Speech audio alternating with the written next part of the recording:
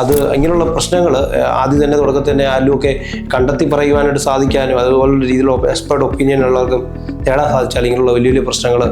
Recently ഒരു വ്യക്തി വീട് പണിയുന്നതിൻ്റെ ഭാഗമായിട്ട് ഒരു എഞ്ചിനീയറെ സമീപിച്ചപ്പോൾ അദ്ദേഹം സൈറ്റെല്ലാം വിസിറ്റ് ചെയ്തതിനു ശേഷം ആ എഞ്ചിനീയർ പറയുണ്ടായി ഇവിടെ ഡിഫറൻഷ്യൽ സെറ്റിൽമെൻറ്റിനുള്ള പൊട്ടൻഷ്യൽ ഉണ്ട്. അപ്പോൾ ഇവർക്ക് സത്യം പറഞ്ഞാൽ ഡിഫറൻഷ്യൽ സെറ്റിൽമെൻറ്റ് എന്താണെന്ന് മനസ്സിലായില്ല.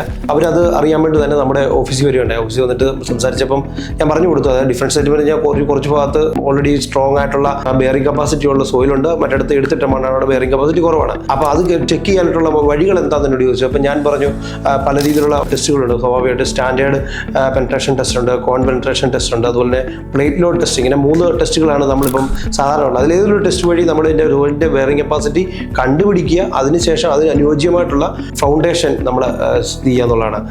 നമ്മൾ എല്ലായിടത്തും ഈ കല്ല് കെട്ടി ചെയ്യുന്ന രീതിയിൽ അങ്ങനെ എല്ലായിടത്തും അപ്ലിക്കബിൾ അല്ല.